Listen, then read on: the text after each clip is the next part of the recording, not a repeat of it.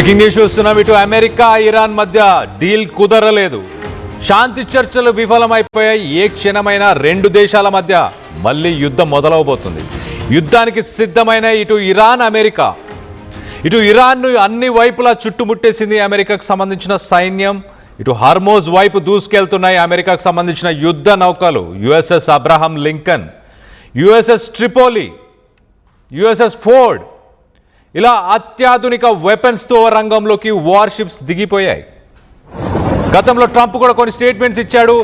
ఎన్నడూ యూజ్ చేయని టెక్నాలజీ, అలాంటి ఒక టెక్నాలజీతో రానున్న రోజుల్లో ఖచ్చితంగా ఇటు ఇరాన్కి ఎలా దాడి చేస్తామంటే అక్కడ సివిలైజేషనే లేకుండా చేస్తాము.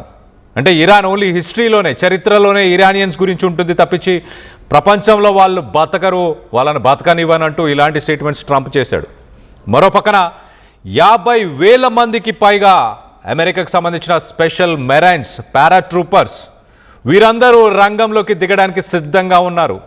ట్రంప్ ఆదేశాలు ఇటు యుఎస్ఎస్కి సంబంధించిన అమెరికన్ సెంట్రల్ కమాండ్ ఇచ్చే ఇన్స్ట్రక్షన్స్ కోసం వెయిట్ చేస్తున్నారు. మరో పక్కన అబ్రహం లింకన్, యుఎస్ఎస్ జార్జ్, ఇలాంటి యుద్ధ నౌకలు ప్రస్తుతానికి nuclear missiles, ballistic missiles, advanced missiles అన్నిటితో సిద్ధంగా ఉన్నాయి. అమెరికా టార్గెట్ ఇరాన్లోని అణు కేంద్రాలే. ఇటు గతంలో కూడా ఇస్ఫహాన్, నతాన్స్, అలాగే బుషేర్ అనే power plants, nuclear power plants, nuclear uranium purification labs, వీటిని టార్గెట్ చేయబోతుంది అమెరికా అంటూ చాలా క్లియర్గా అర్థమవుతుంది. మరో పక్కన అమెరికాపై ప్రతి దాడులకు ఇటు ఇరాన్ కూడా సిద్ధంగా ఉంది. ఇరాన్కి ప్రపంచ దేశాలు, మరి ముఖ్యంగా రష్యా, చైనా, ఒకవేళ చైనా ఎలాంటి వెపన్స్ సప్లై చేసినా చైనా పరిస్థితి బాగుండదు. It is a bad thing for China అంటూ ఇటు ట్రంప్ కూడా కొన్ని స్టేట్మెంట్స్ ఇచ్చాడు. ఇటు చర్చలు సఫలించలేదు, ఇటు ఇరాన్కి అది బ్యాడ్ న్యూస్ అంటూ ఇటు America vice president JD Vance మాట్లాడిన మాటలు కూడా ఒక్కసారి చూసే ప్రయత్నం చేద్దాం. They have chosen not to accept our terms. We've been at it now for 21 hours, and we've had a number of substantive discussions with the Iranians. That's the good news. The bad news is that we have not reached an agreement, and I think that's bad news for Iran much more than it's bad news for the United States of America. So we go back to the United States having not come to an agreement. We've made very clear what our red lines are, what things we're willing to accommodate them on, and what things we're not willing to accommodate them on. And we've made that as clear as we possibly could, and they have chosen not to accept our terms. We have been at it now for 21 hours, and we've had a number of substantive discussions with the Iranians. That's the good news. The bad news is that we have not reached an agreement, and I think that's bad news for Iran much more than it's bad news for the United States of America. So we go back to the United States having not come to an agreement. We've made very clear what our red lines are, what things we're willing to accommodate them on, and what things we're not willing to accommodate them on. And we've made that as clear as we possibly could, and they have chosen not to accept our terms. We have been at it now.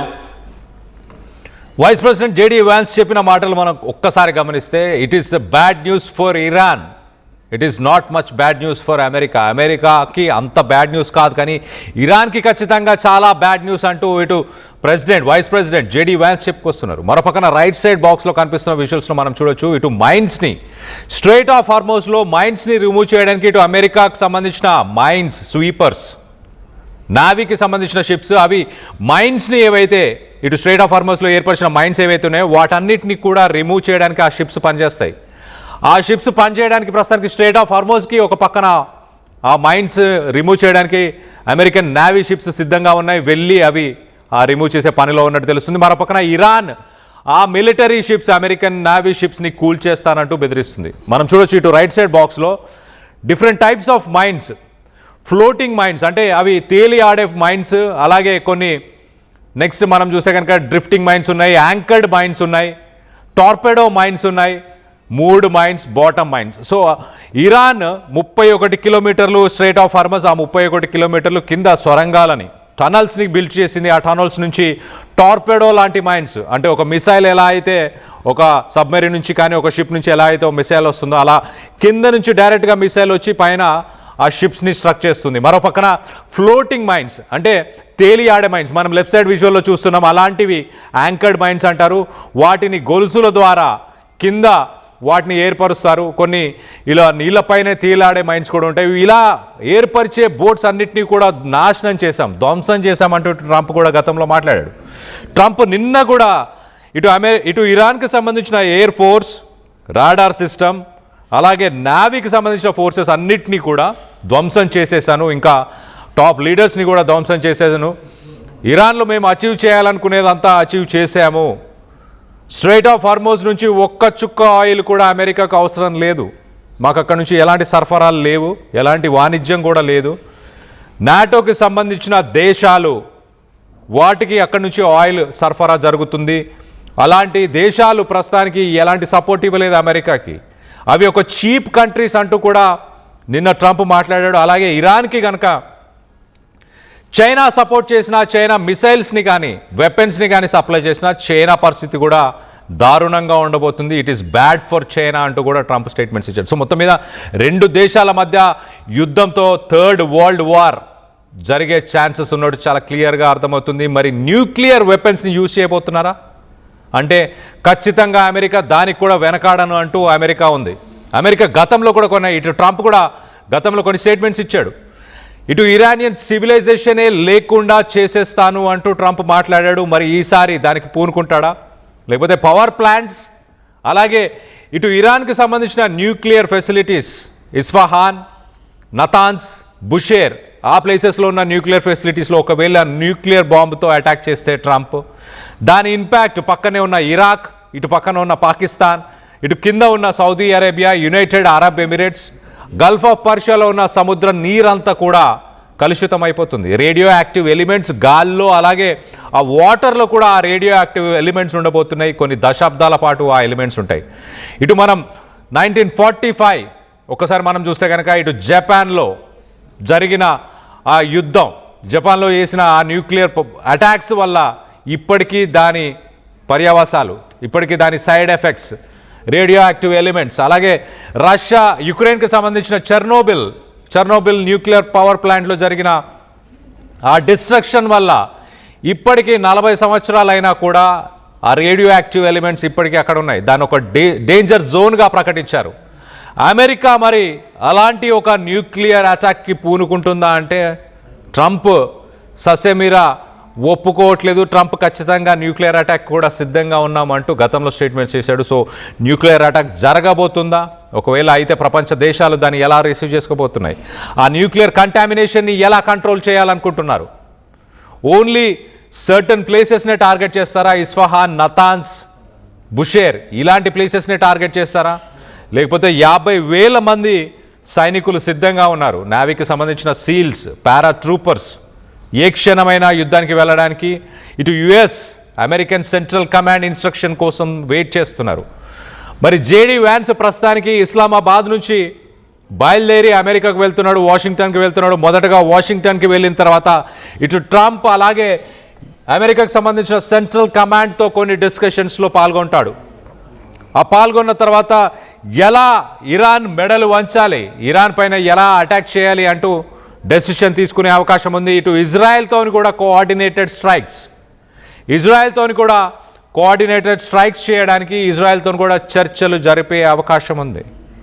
మరోపక్కన Iran కూడా యుద్ధానికి సిద్ధం అంటుంది, ఏమాత్రం compromise అవ్వట్లేదు. ఒక రకంగా చెప్పాలంటే ఇరాన్దే పైచేయి అని చెప్పాలి, ఇరాన్ దగ్గరే అన్ని కార్డ్స్ ఉన్నాయని చెప్పాలి. It is holding all the cards. ఇటు స్ట్రైట్ ఆఫ్ హార్మోజ్ని బ్లాక్ చేసింది. ఏ క్షణమైనా ఇటు స్ట్రైట్ ఆఫ్ అల్ మతాబ్, ఇటు రెడ్ సీలో ఉన్న మరొక ఆయిల్ సరఫరాకు సంబంధించిన సీ రూట్ని కూడా ఇరాన్ ఏ క్షణమైనా బ్లాక్ చేయగల సామర్థ్యం ఉంది. హౌతీస్తో కోఆర్డినేట్ చేసి ఇటు రెడ్ సీ, సూయిజ్ కెనాల్ నుంచి వచ్చే transport, global energy trade, food supply వీటన్నిటినీ కూడా హోల్డ్ చేయొచ్చు. Already 20% oil reserves, oil supply వరల్డ్కి వెళ్ళే స్ట్రైట్ ఆఫ్ హార్మోజ్ని క్లోజ్ చేసింది. మరో పక్కన ఇటు సూయజ్ కెనాల్ నుంచి వచ్చే సప్లైని వాటిని కూడా నిలిపివేయచ్చు. ఒకవేళ ఇరాన్ అలాంటి డెసిషన్ తీసుకుంటే కనుక ప్రపంచ దేశాలకి ఆయిల్ ధరలు స్పైక్ అయిపోతాయి. మరి ముఖ్యంగా ఏషియన్ కంట్రీస్లో ప్రస్తుతానికి ఆయిల్ దొరకక ఇటు థాయిలాండ్, వియత్నాం, సింగపూర్, ఫిలిప్పైన్స్ ఇలాంటి దేశాల్లో ఎనర్జీ ఎమర్జెన్సీని డిక్లేర్ చేశారు. అలాంటి సిట్యువేషన్ ఏషియన్ కంట్రీస్కి మరీ ఇంకా దారుణంగా ఉండే అవకాశం ఉంటుంది ఇరాన్ ఆ డెసిషన్ తీసుకుంటే కనుక. ఇమీడియట్గా oil prices, stock market prices కుప్పకూలిపోతాయి. అలాగే ఆయిల్ ప్రైసెస్ $120ని దాటే అవకాశం ఉంది. మరొక పక్కన ఇటు ఇండియా ఒక్కసారి మనం చూస్తే ఇండియాలో ఇమీడియట్గా ఇటు ఆయిల్ రిజర్వ్స్ని ఎలా పెంచుకోవాలి, కోల్ నుంచి గ్యాస్ని ఎలా ప్రొడ్యూస్ చేయాలి, అలాగే ఇప్పుడు మనం యూజ్ చేస్తున్న ఫ్యూయల్లో ఇథనాల్ బదులు దాంట్లో ఇటు మేజ్, ఇటు కార్న్కి సంబంధించిన ఇథనాల్ని యూజ్ చేయాల్సిన అవసరం ఉంది. ఇమీడియట్గా ఆ టెక్నాలజీని డెవలప్ చేసుకొని ఇటు గల్ఫ్ దేశాల నుంచి వచ్చే ఆయిల్ రిజర్వ్స్ మీద మన డిపెండెన్సీని తగ్గించుకుంటే కనుక ఈ యుద్ధం ఎఫెక్ట్స్ రానున్న కొన్ని నెలల తర్వాత అయినా మన పైన కొంత తగ్గే అవకాశం ఉంది. ఒక పక్కన ఆయిల్ కన్సంప్షన్లో మనం వరల్డ్లో టాప్ ప్లేస్లో ఉన్నాం. టాప్ 3 ప్లేసెస్లోనే ఇండియా ఉంది. అలాంటి డిపెండెన్సీ మన గ్లోబల్ ఎకానమీ, మన జీడిపి ప్రోగ్రెస్కి ఎంతో కొంత ఎఫెక్ట్ చూపిస్తుంది. ఆ ఎఫెక్ట్స్ చూపించకుండా ఉండడానికి ఇండియన్ గవర్నమెంట్ పాలసీ మేకింగ్ రానున్న రోజుల్లో కోల్ నుంచి గ్యాస్ని ఎక్స్ట్రాక్ట్ చేయడం, ఎట్ ద సేమ్ టైం మనం యూజ్ చేసే ఫ్యూయల్లో ఇథనాల్ మిక్చర్ ఇప్పుడు ప్రస్తుతానికి E20 20% ఇథనాల్, 80% పెట్రోల్. సో దాన్ని కూడా మనం బైపాస్ చేసి దాంట్లో కూడా లేటెస్ట్ టెక్నాలజీ అడాప్షన్, అలాగే ఎలక్ట్రిక్ వెహికల్స్ అడాప్షన్ ఇలాంటివన్నీ చేస్తే కనుక ఈ యుద్ధం ఎఫెక్ట్ ఇండియా పైన ఎక్కువ ఉండే అవకాశం ఉంది, ఉండకుండా ఉండే అవకాశం ఉంటుంది. సో ఆ విధంగానే ఇటు ఇండియన్ గవర్నమెంట్ స్టెప్స్ కూడా తీసుకుంటున్నట్టు తెలుస్తుంది. మరో పక్కన జేడీ వ్యాన్స్ కొన్ని సెన్సేషనల్ స్టేట్మెంట్స్ చేశాడు. ఆ స్టేట్మెంట్స్ కూడా ఒకసారి చెప్పే ప్రయత్నం చేస్తా. We leave Islamabad with our final best offer. ఇంతకంటే బెస్ట్ ఆఫర్ని మేము ఇప్పటిదాకా ఇరాన్కి ఇవ్వలేదు. ఆ బెస్ట్ ఆఫర్ ఇచ్చినా కూడా ఇటు ఇరాన్ మాత్రం ఆ టాక్స్ని ఫెయిల్ చేసింది. It is a very bad news to Iran అంటూ చెప్పుకొచ్చే ప్రయత్నం చేశారు. 21 గంటల పాటు సుదీర్ఘ చర్చలు జరిపారు. ఆ సుదీర్ఘ చర్చల్లో ఒక 10 పాయింట్లని ఇరాన్ చాలా స్ట్రెస్ చేసింది. ఆ 10 పాయింట్స్లో ఏంటి? ఒకటి, యుద్ధంలో నష్టపోయినందుకు డబ్బులు కట్టాలి అమెరికా, బిలియన్స్ ఆఫ్ డాలర్స్. దాన్ని అమెరికా తోసిపుచ్చే ప్రయత్నం చేసింది. అంత భారీ అమౌంట్లో మేము డబ్బులు కట్టము అంటూ వెనకడుగు వేసే ప్రయత్నం చేసింది. మరోపక్కన ఇటు ఖతర్ బ్యాంకులో ఇరాన్కి సంబంధించిన కరెన్సీ, ఇరాన్కి సంబంధించిన ఫైనాన్షియల్ అసెట్స్ని అమెరికా వాటిని సీజ్ చేసింది. వాటిని ఇమీడియట్గా రిలీజ్ చేయాలని ఇరాన్ కోరింది. మరోపక్కన ఈ నేపథ్యంలో మనం చూస్తే ఇటు లెబనాన్ మీద స్ట్రైక్స్ని ఆపాలి, అలాగే స్ట్రెయిట్ ఆఫ్ హార్మోస్ని ఓపెన్ చేయాలి. వీటన్నిటికీ కూడా ఎంతో కొంత ఇరాన్ కాంప్రమైజ్ అయింది. కానీ న్యూక్లియర్ పవర్ ప్లాంట్, అలాగే న్యూక్లియర్ బాంబుని తయారు చేయడానికి, యురేనియం ప్యూరిఫికేషన్కి, వీటన్నిటికీ మాత్రం ఇరాన్ కాంప్రమైజ్ అవ్వలేదు.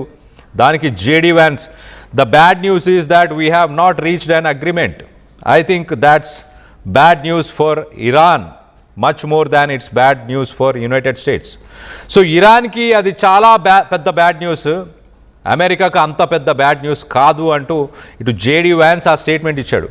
సో మూడో ప్రపంచ యుద్ధానికి దారి తీయబోతుంది.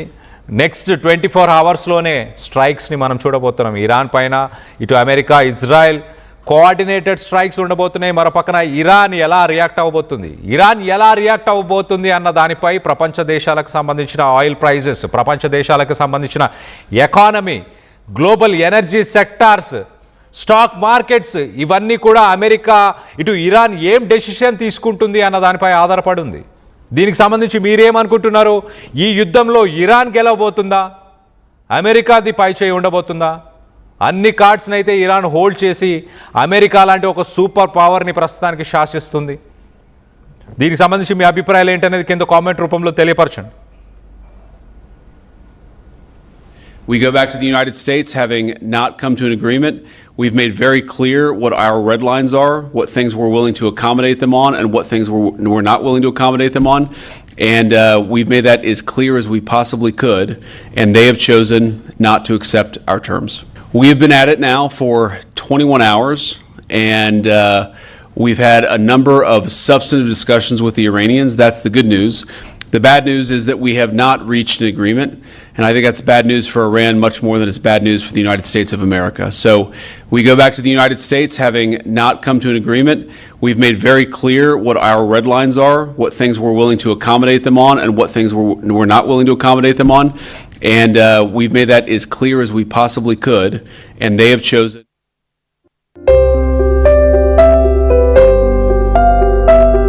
చిన్న చిన్న ఆనందాలు 35 ఏళ్లుగా నా జీవితంలో లేవు. 35 ఏళ్లుగా నేను డైపర్లలో బ్రతికాను. 6 సెంటీమీటర్ల ఫిస్టులా నా మూత్రాశయంలో లీకు కారణమైంది. ఎవరూ నాకు సహాయం చేయలేకపోయారు. AINUలో వైద్యులను కలిసే వరకు. అక్కడ వారు రోబోటిక్ శస్త్రచికిత్సతో నాకు పరిష్కారం ఇచ్చారు. వారు నా ఆత్మవిశ్వాసాన్ని కూడా తిరిగిచ్చారు. Precision care makes it possible. The Center for Robotic Surgery at AINU